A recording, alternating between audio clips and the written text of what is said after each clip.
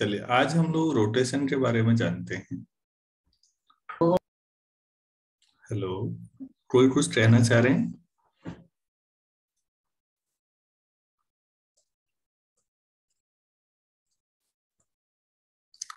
इसको कई किताबों में कोनी मेथड भी कहते हैं।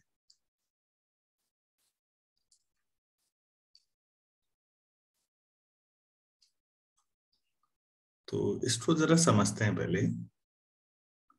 सपोज मेरे पास ये एक्स एक्सिस है, ये पोल है, और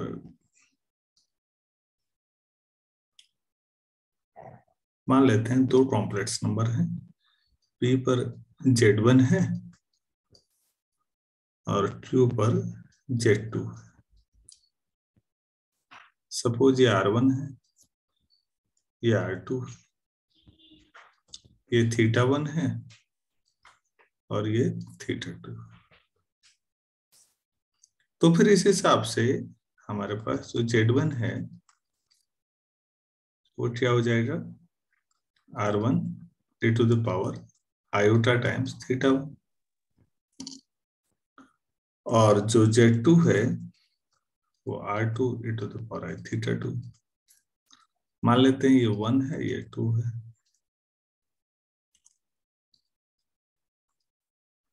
Dividing 2 by 1, we get Z2 upon Z1 R2 upon R1 into I⁻ iota times θ2 minus θ1। मान लेते हैं θ2 minus θ1 ये एंगल है और सपोज ये अल्फा है।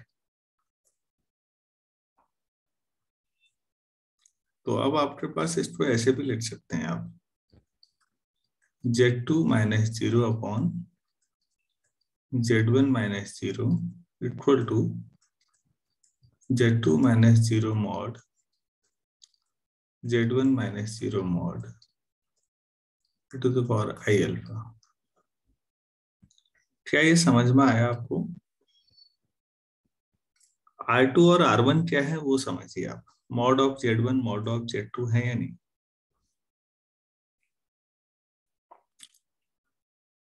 हेलो, R1 जो है वो Z1 और ओरिजिन के बीच से दूरी हुई।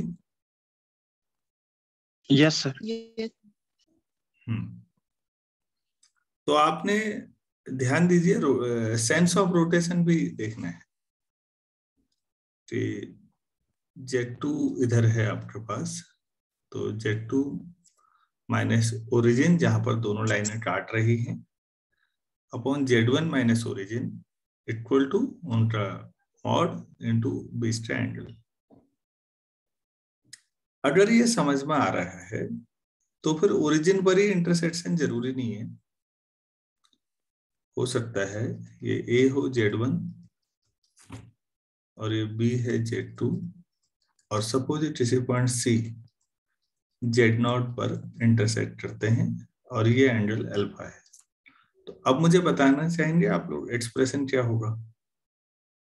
Z2 minus C upon Z1 Z2 minus Z2 Z0 minus Z0 upon Z1 minus Z0 equal to modulus of Z2 Z0 mod Z1 minus Z0 mod to the power I alpha।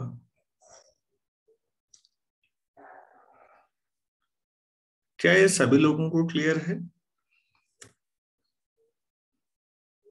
Yes sir. Yes sir. तो sense of rotation anti clockwise है, ध्यान रखिएगा। तो हम इसका एक बढ़िया application करें तो ज्यादा अच्छा समझ में आएगा। क्वेश्चन पहले भी हो चुका है, दोबारा लिख रहा हूं। It's Z1 Z2 Z3 are vertices of an equilateral triangle.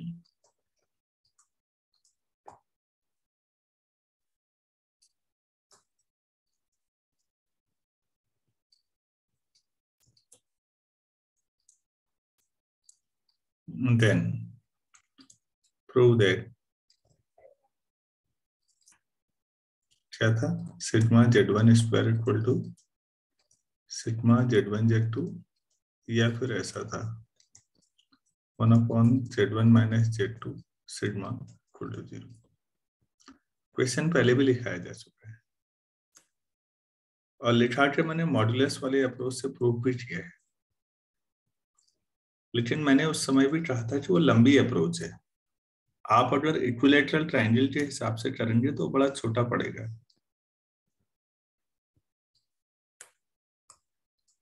Suppose ये Z1 है, B Z2 है और C Z3 है। इक्विलैटरल है, मैं यहां पर लेता हूं और ये एंगल कितना हुआ, π/3। भाई आप पहले कह रहे हैं इक्विलैटरल है तो एंगल कितना होगा इंटरनल, हर एक 60 डिग्री होगा ना। Hello, yes sir. Yes, sir. हाँ जी। तो चलिए बताइए फिर अब क्या होना चाहिए आपके हिसाब से, एक्सप्रेशन क्या होना चाहिए। Z1 माइनस ये Z2 है।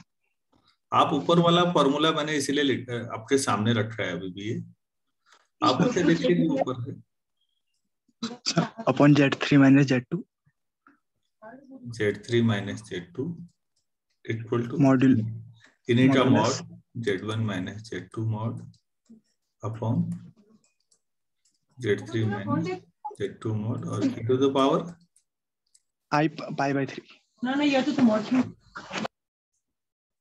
ठीक होगा। अगर बच्चों ये इक्विलैटरल ट्रायंगल है तो Z1 माइनस Z2 मॉड उतना ही होगा जितना Z3 माइनस Z2 मॉड है। ये मॉड दोनों बराबर ही तो होंगे। Yes, sir. Triangle ABC is equilateral, तो mod of Z1 minus Z2 उतना ही होगा जितना mod of Z3 minus Z2। तो यहां से क्या प्रूफ हो जाएगा, Z1 minus Z2 upon Z3 minus Z2 equal to e to the power I π/3। Question 1, क्या आप सभी लोगों को ये बात समझ में आई है। Yes sir. Yes, sir. एक इधर भी ले लेते हैं, लेकिन ये क्लॉकवाइज रोटेशन है। अगेन अब लगाइए प्लीज। यहाँ पर जब एरो जिस साइड में होता था वो ऊपर आई थी, ऊपर वाले में, तो यहाँ भी बताइए Z1 minus Z3 Z1 minus Z2 minus Z3 mod. हाँ, इन्हीं का मॉड भले ही वो कैंसिल हो जाए बाद में, लिख लेते हैं एक बार। Yes sir. Z2 minus Z3 mod yes I e power π/3। Minus I π/3 है। अब क्योंकि क्लॉकवाइज रोटेशन है बच्चों, तो ये माइनस में कर लेते हैं इसे, और क्योंकि साइड तो सभी बराबर ही है वो कैंसिल हो जाएगा, तो ये हो जाएगा Z1 minus Z3 upon Z2 minus Z3 equal to e to the power minus I π/3।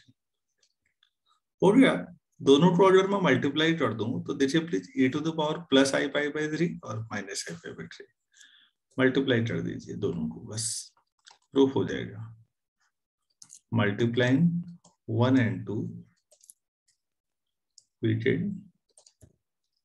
देखिए प्लीज पहला है Z1 minus Z2 upon 3 minus 2 है, मैं उसको 2 माइनस 3 करके माइनस साइन बाहर ले लेता हूँ।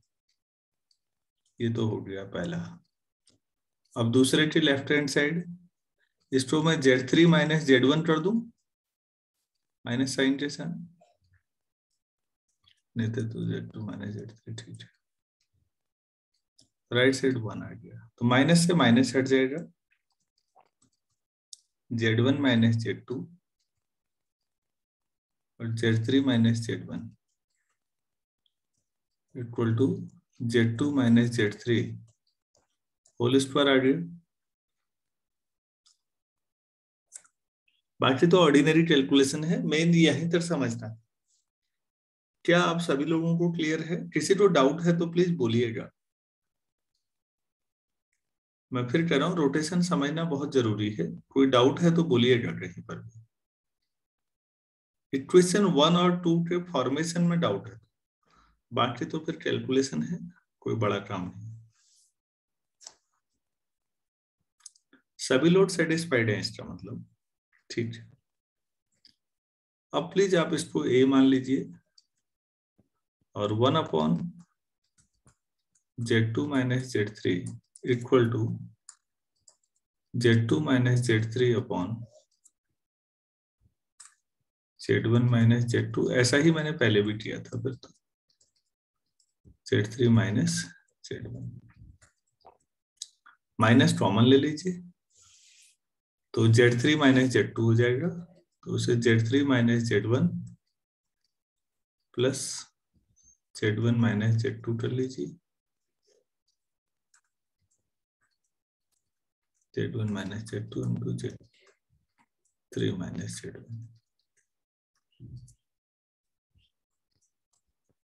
देखिए प्लीज क्या बनेगा, Z3 - Z1 अपॉन डिनोमिनेटर करेंगे तो 1/Z1 - Z2 प्लस ऐसे Z1 - Z2 अपॉन करेंगे डिनोमिनेटर तो ये कैंसिल। Z3 - Z1 बाहर से माइनस है, सबको एक तरफ ले आइए तो 1/Z1 - Z2 1/Z2 - Z3 plus 1/Z3 - Z1 equal to 0। और अगर इक्वेशन कैपिटल ए को डायरेक्टली मल्टीप्लाई करें तो वो भी आ जाएगा दूसरा वाला। ये तो वैसा ही है जैसा पहले किया था, इसलिए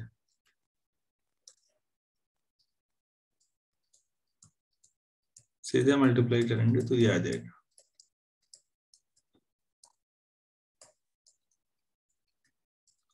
Z2 Z3 Z3 Z1। ये कोई बड़ा काम नहीं, ज्यादा महत्वपूर्ण वो वाला है जो मैंने किया है।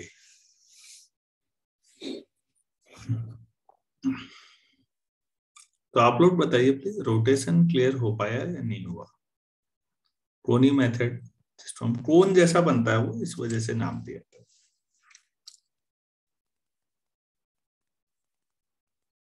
क्लियर है इतना? सर।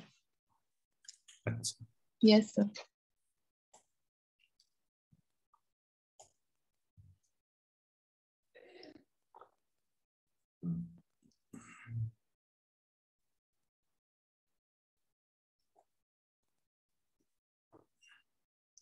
एक क्वेश्चन और हुआ करता था लेकिन मेरे पास बुक नहीं है तो मुझे वो याद नहीं है सवाल पूरा।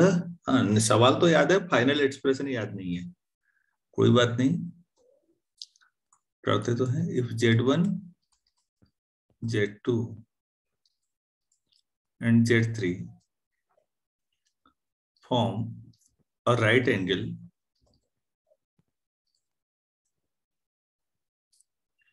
isosceles triangle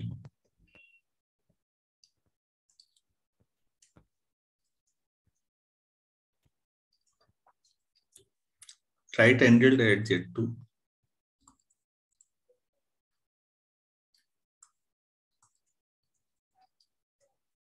then prove that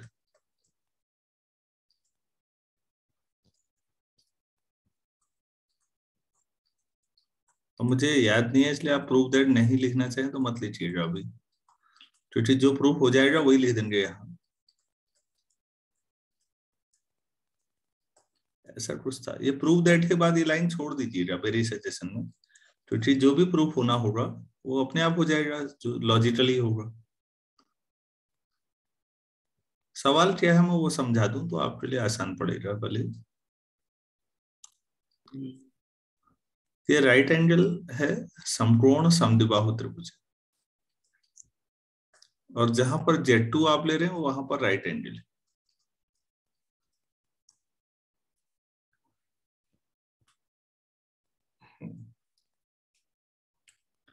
right angle isosceles triangle, isosceles का मतलब समद्विबाहु, तो दो भुजाएं बराबर हैं और ये राइट एंगल है, तो ऑब्वियस है जी AB और BC बराबर होंगे।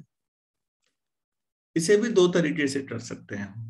एक तो मॉड्यूलस के कंसेप्ट से जो लंबा पड़ता है, दूसरा कोनी मेथड रोटेशन से। अभी मैं रोटेशन में इंटरेस्टेड हूं। तो ये आपको एंगल तो पता ही है, यहाँ पर π/2 होता है और आप एंटी क्लॉकवाइज ही लीजिए इसको। आप बताइए प्लीज। तो ये तो पता होगा आपको कि ए बी और बी सी ही बराबर हो सकते हैं, और कोई बराबरी हो ही नहीं सकती, क्योंकि पाइथागोरस भी तो सही होना है। तो क्या कोई साइड हाइपोटेनस के बराबर होगा तो फिर पाइथागोरस आप क्या करेंगे? क्या आप मेरी बात क्लियर है? सहमत हैं आप लोग? Yes.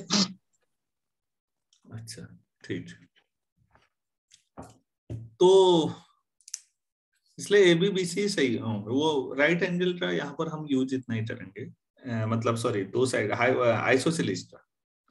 अब राइट एंगल का आप करते हैं तो क्या लिखना चाहिए मुझे कोनी मेथड से? आप लोग बताना चाहेंगे? Z1 minus Z2 upon Z2 equal mod Z1 minus Z2 upon mod Z3 minus Z2 e to the power I pi by 2।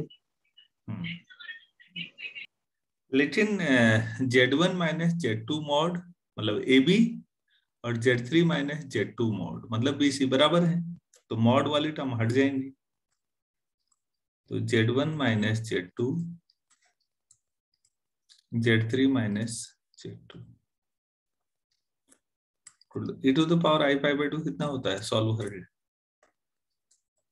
e to the power I theta कितना होता है? I pi by 2 लिखो, cos pi by 2 plus I sin pi by 2 cos pi by 2 0 I होगा। I होगा। ठीक हो गया। अगर मैं इसी को स्क्वायर कर दूं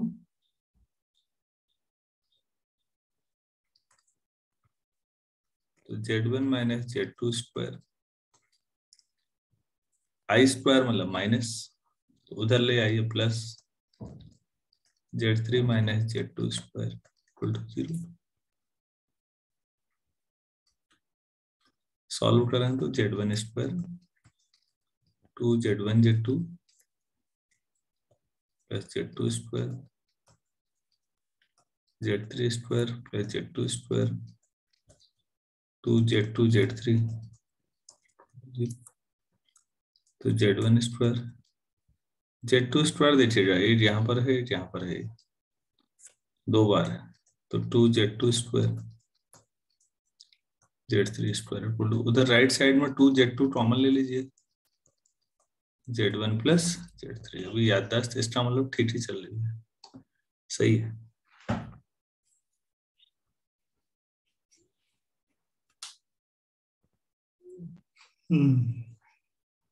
एक ही बार में हो गया।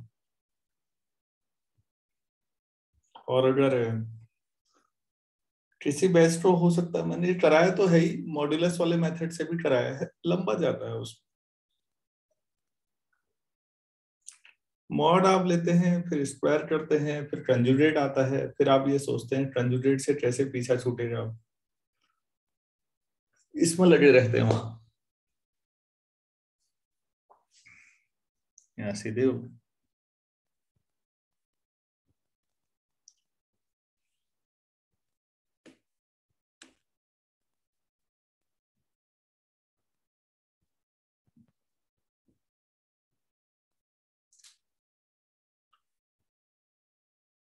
ठीक है इतना? Yes, sir.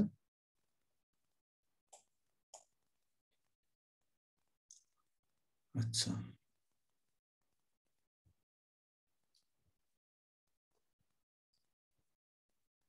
नेक्स्ट क्वेश्चन हो सकता है, एक जनरल ट्राइंगल है कोई भी, if Z1 Z2 and Z3 form a triangle ABC, then find its area.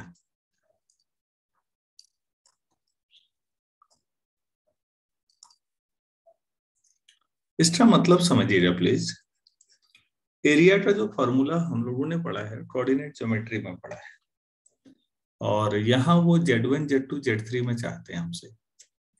हम ऐसा कर लेते हैं, जो हमें मालूम है वहां से स्टार्ट करते हैं। Z1 को हम मान लें x1 plus iota y1, x2 plus iota times y2, x3 plus iota times y3। और ट्राइंगल इस बार कोई भी हो सकता है, कहा तो कुछ दिया नहीं है। ये A है Z1, ये B है Z2, C है Z3। ठीक है, तो आप इसे कोऑर्डिनेट ज्योमेट्री के हिसाब से x1, y1 मान सकते हैं, इसको x2, y2 और इसको x3, y3। तो एरिया ऑफ ट्रायंगल एबीसी, तो आपको याद हो तो हम ऐसे लिखते थे, half x1 y1 1, x2 y2 1, x3 y3 1। याद आ रहा है? ऐसा ही था, इसी को सॉल्व करते Yes. थे। Yes, sir. वही आता है, half x1 times y2 minus y3 and so on. अब इसको थोड़ा सा हमें Z1 Z2 Z3 में लाना है आंसर। तो बच्चों एक बात बताइए, x1 x2 x3 ठीक है, मैंने आयोटा y1 आयोटा y2 और आयोटा y3 कर दिया। तो किसी अगर रो को डिटर्मिनेंट की किसी एलिमेंट से मल्टीप्लाई करते हैं तो वो उससे डिवाइड भी करना पड़ेगा बाहर से। ये ठीक है? Yes, sir. अच्छा, तो अब हम क्या करते हैं, C2 को C2 प्लस C1 से रिप्लेस कर देते हैं। तो ट्राइंगल का एरिया डेल्टा मान लें 1/2y।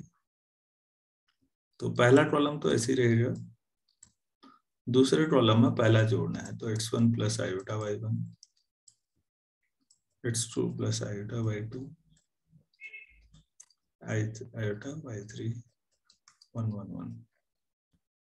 इन चीजों हम Z1 Z2 Z3 रखते हैं। तो x1 x2 x3 तो आ गया ये Z1 Z2 Z3 और 1 1 1। तो प्लीज आप देखिए, हमने ना y हटा दिया है, आधा काम हो गया, y तो गायब हो गया आंसर में से, आधा और बचा है कि x बचा है, तो x भी हमें सॉल्व करना चाहिए। आप देखिए प्लीज, क्या मैं इसे ऐसा लिख सकता हूं, समेशन x1 सॉल्व किया तो क्या आया, Z2 माइनस Z3। समेशन लिख दो, पूरा मत करो। ये ठीक है या नहीं? इतने में सहमत हैं आप लोग? Yes. Yes, sir. अच्छा प्लीज ये बताइए, Z1 आपके पास था x1 प्लस आयोटा y1, तो Z1 बार कितना होगा, माइनस आयोटा, माइनस हो जाएगा। तो x1 कितना हो जाएगा, Z1 plus Z1 बार upon 2. तो जहां पर मैंने x1 लिखा है उसे भी गैप कर देते हैं। x1 की जो हो जाएगा Z1 plus Z1 bar upon 2। हमें x और y गैप करने हैं, कॉम्प्लेक्स में ही आंसर चाहिए, Z2 माइनस Z3। चलिए इसे सॉल्व करते हैं। अब आसान है क्योंकि अब x भी हट गया। पहले हमने y हटाया, ध्यान से देखिएगा, और फिर x भी हटा दिया। ये जो अंदर है 2 ये बाहर आ जाएगा, कांस्टेंट से बाहर, तो 1/4 है। इसको दो हिस्सों में तोड़ लीजिए, समेशन फिर तो Z1 के साथ मल्टीप्लाई Z2 माइनस Z3, और एक समेशन Z1 बार के साथ Z2 माइनस Z3। इतना क्लियर है?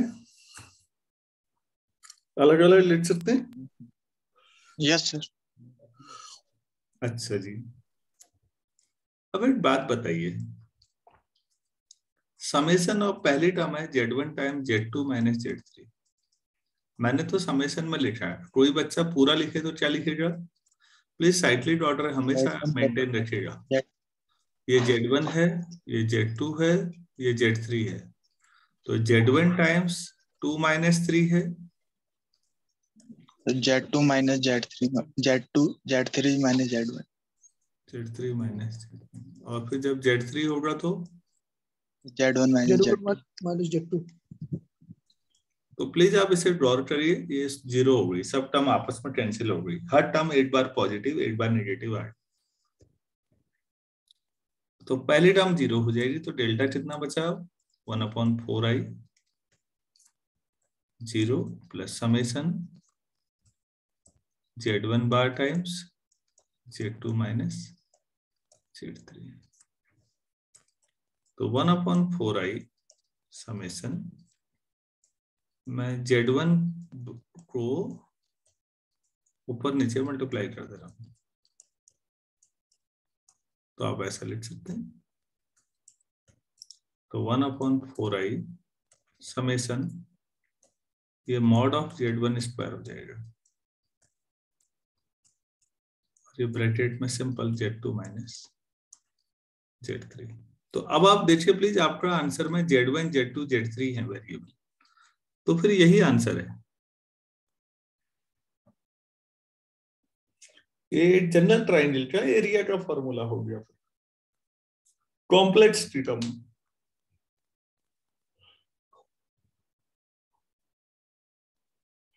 मेरे ख्याल से क्लियर हो चुका होगा, इसमें कोई दिक्कत नहीं होनी चाहिए।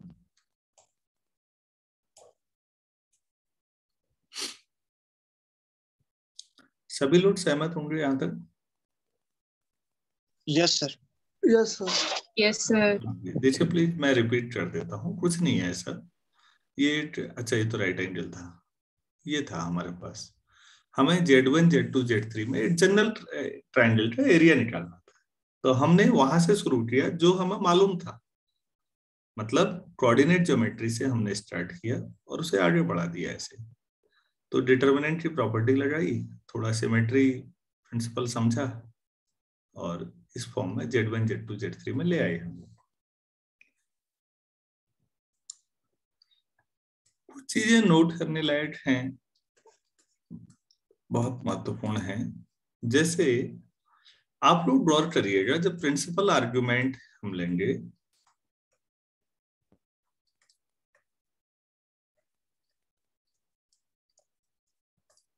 तो हम किस इंटरवल में ले रहे थे, कल बात हुई थी, -π to π।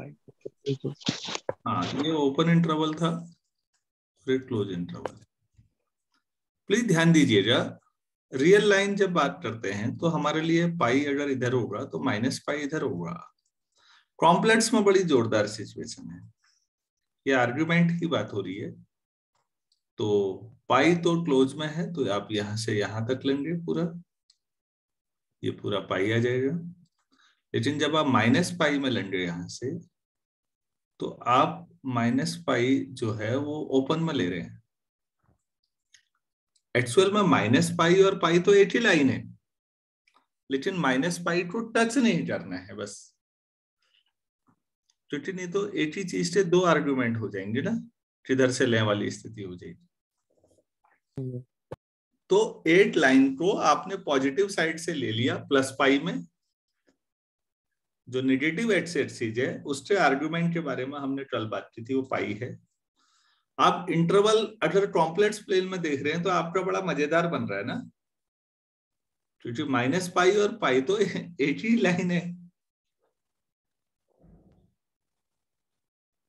रियल और कॉम्प्लेक्स में थोड़ा पिक्चराइजेशन का अंतर समझ पा रहे हैं आप लोग? यस जब आप -π और पाई को दो नंबर्स के तौर पर रियल लाइन पे ड्रॉ करते हैं, तो ओरिजिन के अबाउट सिमेट्री है दोनों साइड, वो ठीक है रियल लाइन में। अब as a argument complex plane में जब आप बात करते हैं तो प्रॉब्लम आती है नेगेटिव एक्स एक्सिस के साथ। मैंने आपको बताया था कि नेगेटिव एक्स एक्सिस आपका पाई भी है माइनस पाई भी है, तो फिर प्रिंसिपल आर्ग्यूमेंट आप कहाँ लेंगे? तो प्लीज इसमें बहुत केयरफुल रहिए। आप पाई ले रहे हैं, माइनस पाई ओपन इंटरवल के हवाले कर दिया। ओपन इंटरवल का मतलब क्या होता है, उस डेफिनेशन पे जाइए प्लीज। अगर मैं ओपन इंटरवल 0 और 1 कर दूं, 1 क्लोज में और ओपन 0 में, तो इसका मतलब समझिए। पहले आपको 0 नहीं लेना है, उसके बाद सारे पॉजिटिव लेने हैं 1 तक।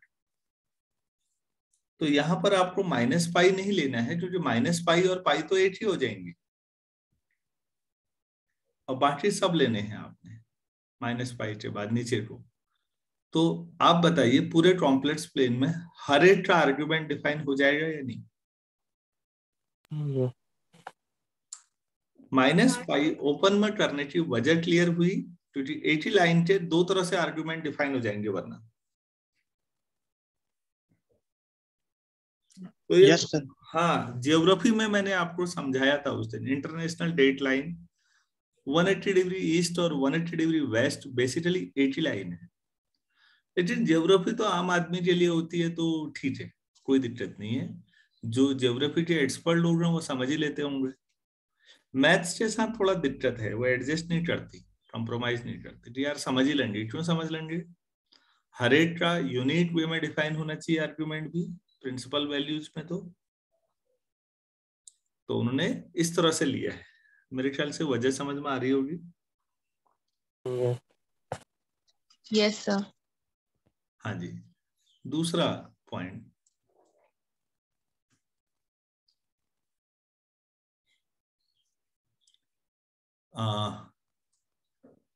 इन जनरल मैंने पहले भी बताया, आप सोच रहे होंगे दोबारा क्यों पढ़ाया जा रहा है ये सब। Z1 Z2 is not equal to argument Z1 plus argument Z2। फिर बराबरी कब होती है? जब भी प्रिंसिपल वैल्यूज है आर्गुमेंट। अच्छा,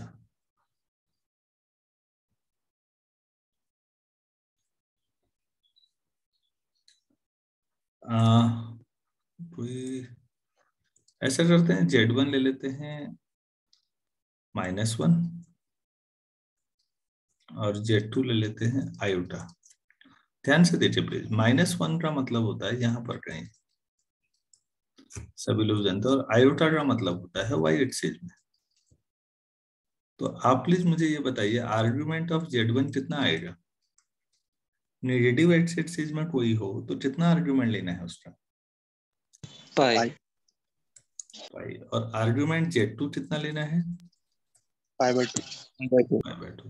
ठीक। I/2 yes. Now Z1 into Z2 करें तो कितना आ जाएगा? माइनस आई। माइनस आई कहाँ पर होता है? Negative x axis, negative y axis में ना। Yes Yes, sir. sir. इसका आर्ग्यूमेंट कितना होता है? -पाई/2। क्या ये argument Z1 plus argument Z2 है? No sir. No sir, equal नहीं है। तो मतलब प्रिंसिपल आर्ग्यूमेंट लेने के बावजूद भी, प्रिंसिपल आर्ग्यूमेंट लेने के बावजूद भी हर एक का हमने प्रिंसिपल आर्ग्यूमेंट ही लिया है। हर एक आर्ग्यूमेंट ऊपर जो -पाई से पाई मैंने लिया था सेमी ओपन इंटरवल, उसी के अंदर आ रहे हैं, देखिएगा please.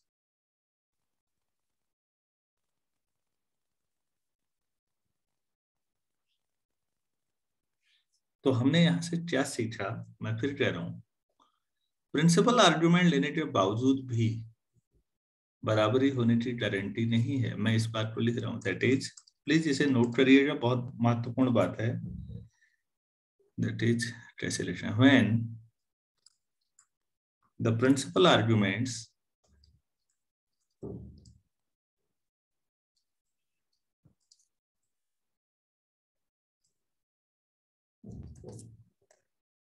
are added up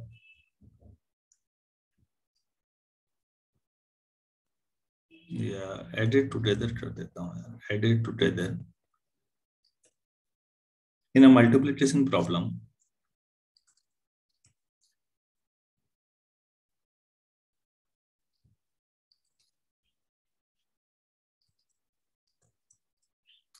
in a multiplication problem, the resulting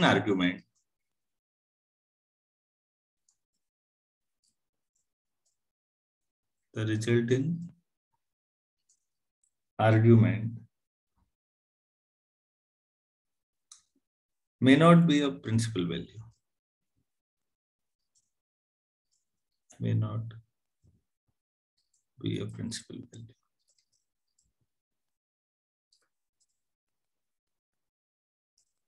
क्योंकि आपने ये लिखा है इनका सम कितना हो जाएगा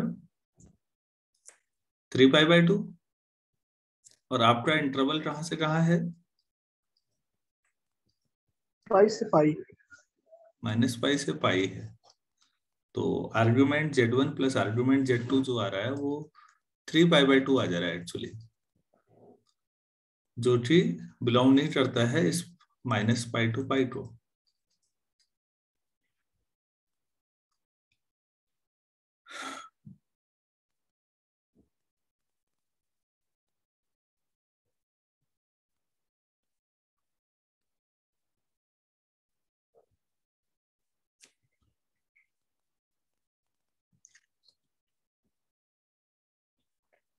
समझ में आ पा रहा है या नहीं आ रहा है? Yes.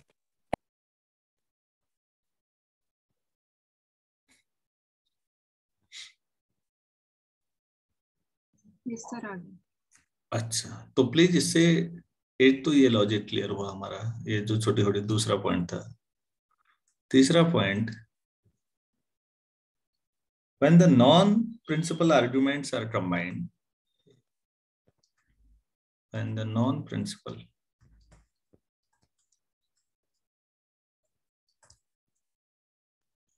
arguments are combined, तो ऐसा हो सकता है कि आपको प्रिंसिपल आर्ग्यूमेंट मिल जाए रिजल्टेंट। अ प्रिंसिपल आर्ग्यूमेंट में be the result, a principal वाला आर्ग्यूमेंट, यहाँ प्रिंसिपल की स्पेलिंग आज मैंने गड़बड़ा दी थी, प्रिंसिपल आर्ग्यूमेंट में बी द रिजल्ट।